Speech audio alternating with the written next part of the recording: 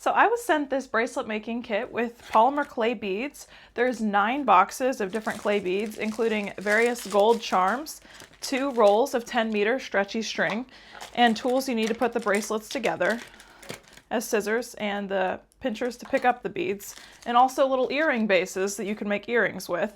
Now they're all color coordinated in the box, so they're already sorted out. Different layers of all these kinds of polymer clay beads, easily threaded, so it could be a good gift to a friend or for Mother's Day or anything like that.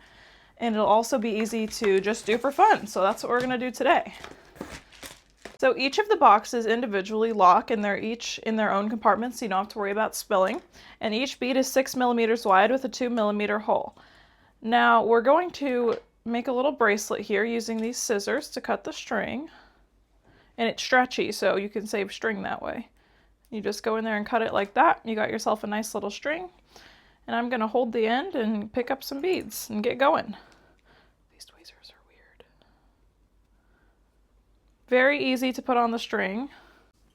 So after making this bracelet, these were super easy to string on, and this would make a great gift for anyone, any friends, and it's also just fun to do in your free time for when you're bored or when you need a new bracelet.